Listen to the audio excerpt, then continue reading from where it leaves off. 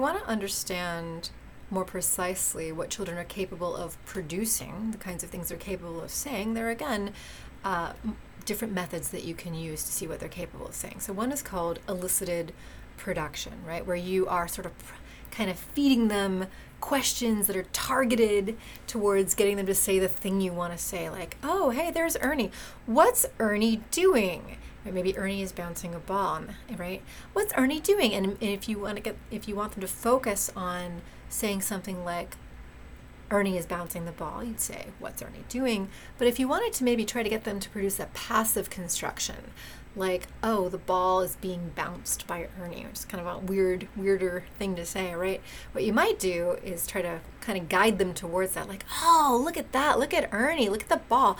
What happened to the ball, right? Like, Ernie bounced the ball, or the ball was bounced by Ernie. Might be sort of natural things to say, right? Another thing you can do is a repetition or imitation kind of elicitation. Like literally what you say to the kid is, all right, repeat after me, say exactly what I say. After she ate the peach, Sarah fell asleep.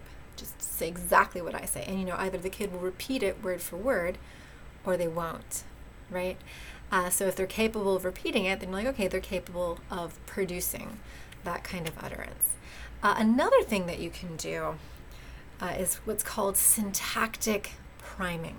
Okay, so what you're doing is, like, let's say you're really interested in the passive, right? You want to get them to produce that kind of funky passive construction, the ball is being bounced by Ernie, right?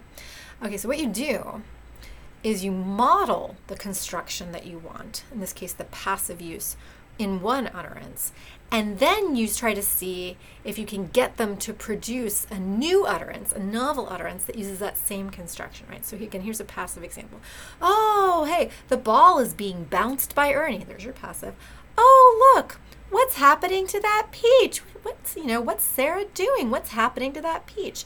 And given that they just heard that the ball is being bounced by Ernie, you're very hopeful as a researcher that maybe you can get them to say the peach is being eaten by Sarah. Right, so it's priming the structure by modeling it immediately before you want them to produce. That's another way to sort of test their production abilities.